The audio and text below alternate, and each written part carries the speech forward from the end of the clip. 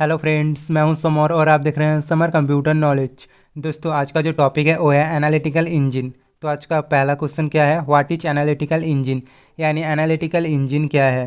The analytical engine is the general purpose mechanical computer engine which is a fully programmed controlled machine that also has an automatic mechanical digital computer in it। यानी analytical engine जो है वो एक general purpose mechanical computer engine है जो पूरी तरह से प्रोग्राम कंट्रोल मशीन है और ये एक ऑटोमेटिक मैकेनिकल डिजिटल कंप्यूटर भी है। It is programmed with the punched cards and is able to perform any of the calculation set before it. यानी ये 5 कार्ड के साथ प्रोग्राम कर सकता है और ये कोई भी कैलकुलेशन सेट को आगे करने पर सक्षम होता है।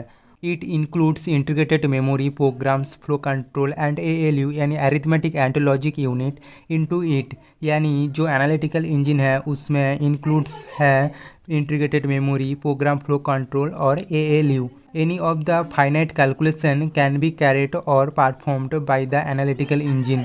यानी जो एनालिटिकल इंजन है वो कोई भी फाइनाइट कैलकुलेशन कैरेट या परफॉर्म कर सकता है। तो ये था एनालिटिकल इंजन क्या है। उसके बाद दूसरा question, history of analytical engine, यानी एनालिटिकल इंजन की क्या हिस्ट्री है।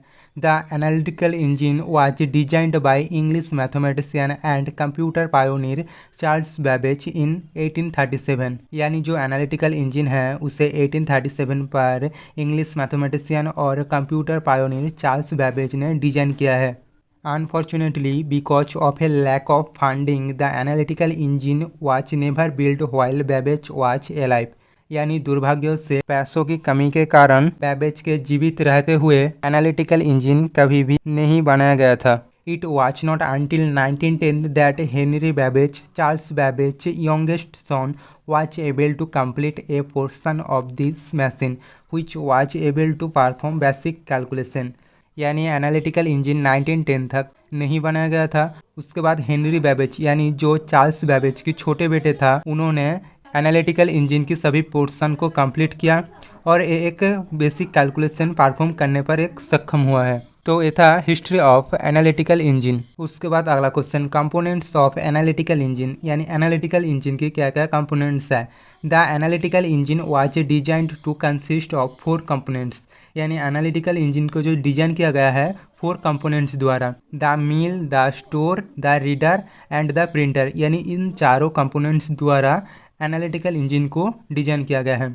तो पहले बात करते हैं द मिल, यानी मिल जो है वो एक कैलकुलेटिंग यूनिट है। यानी एनालिटिकल इंजन पर जो भी कैलकुलेशन होता है वो मिल करता है। उसके बाद है द स्टोर, यानी स्टोर जो होता है वो एनालिटिकल इंजन पर सभी डाटा को स्टोर करता है। उसके बाद है द रीडर, रीडर जो होते हैं वो एनालिटिकल इंजन की इनपुट यूनिट होते हैं। और द प्रिंटर, और प्रिंटर जो होते हैं एनालिटिकल इंजन के आउटपुट यूनिट। तो इन चारों कंपोनेंट्स से एनालिटिकल इंजन डिजाइन किया गया है। This components are the essential components of every computer today. यानी आजकल जो भी कंप्यूटर है उन सभी में इन 4 कंपोनेंट्स अवेलेबल है। तो ये था कंपोनेंट्स ऑफ एनालिटिकल इंजन। उसके बाद अगला question, advantage of analytical engine, यानी एनालिटिकल इंजन की क्या क्या एडवांटेज होते हैं। तो पहला पॉइंट है an optimised memory is being integrated into the analytical engine. यानी एनालिटिकल इंजन पर जो ऑप्टिमाइज मेमोरी होता है उसे इंटीग्रेटेड किया जाता है। उसके बाद अगला पॉइंट है it provides fast, stable and exact solution for a problem and is quiet time saving.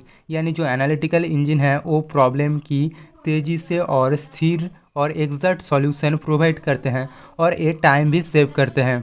उसके बाद अगला point, it is fastly designed for a particular purpose device which is defined as Turing complete.